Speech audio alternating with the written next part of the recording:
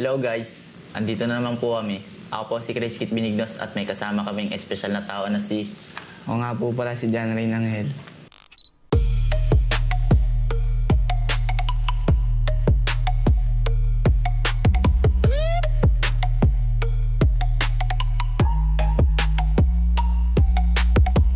So, kamusta ka naman ngayon, Idol? Okay lang naman. Nakapaglaro ka pa ba dahil ngayong maulan? Minsan lang po kapag tumigil yung ulan. Ilan taon ka na, Idol? 17. Taga saan ka? Malanday. So, Idol, paano ka nagsimula maglaro ng basketball? Nung 7 years old ako, may nakita akong mga naglalarong matanda sa amin.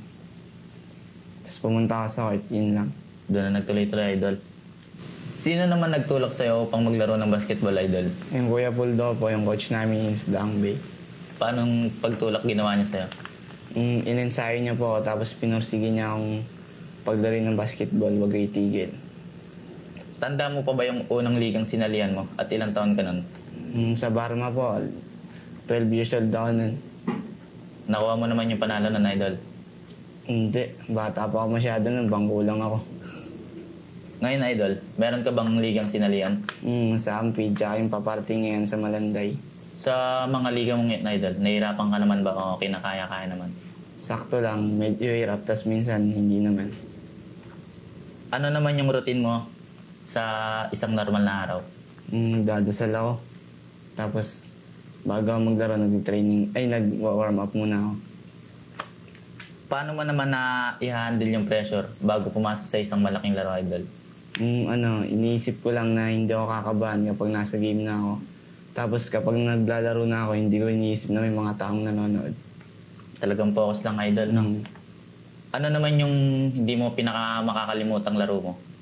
Nung SK League namin ng finals, yung kalaban namin yung umpulan, hindi namin alam kung sino man nanalo nun. Hirap na hirap kami. Sa depensa nila, grabe. Tapos yung pressure pa sa loob. Paano mo nagawang ipanalo yung team na yun? Tiwala lang sa kampe. Kapag may open, tira. Tapos kapag yan, bibigay namin kay Dominic sa ilalim. Ano naman yung pinaka-challenging na hinarap mo sa basketball career mo?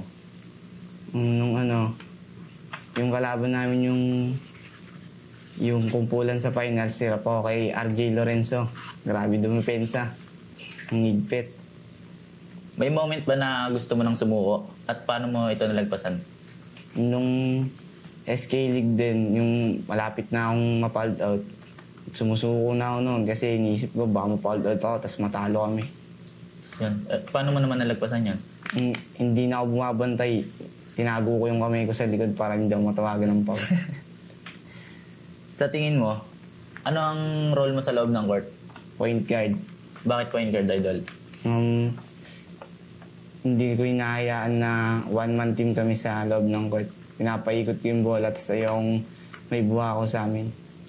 Tama, Idol. Ganun talaga dapat pag point guard, paikot mo na bola, no?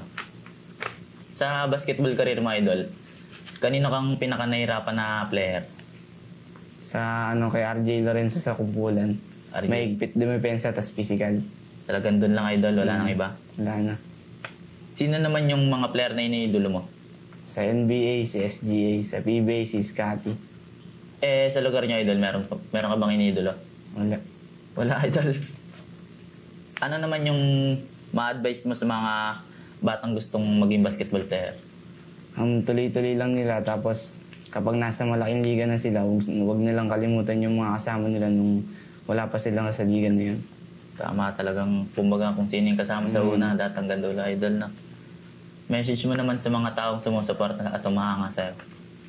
Sana hindi kayo magsawang sumuporta sa akin. Mahal na mahal ko kayo.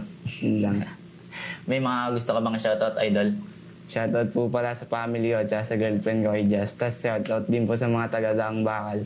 Sa mga tropa ko kila Andre, AJ, Dominic, tsaka kila Yuri, tsaka dun po sa lahat ng mga taga-Daang Bakal. Salamat din po pala sa 4 Hoops kay Boss Cholo. Maraming salamat sa pagpunta, Idol. Thank you din. Dito na po nagtatapos ang video. Sana po andyan pa rin po kayo palagi nakasuporta sa amin. Salamat po. Tanda mo pa ba, Idol, kung kailan ka nagsimula mag-basketball? 7 years old nga ako. kulit mo. Dalawa kasi. Dalawa kasi tanong eh. Dalawa kayo. Okay.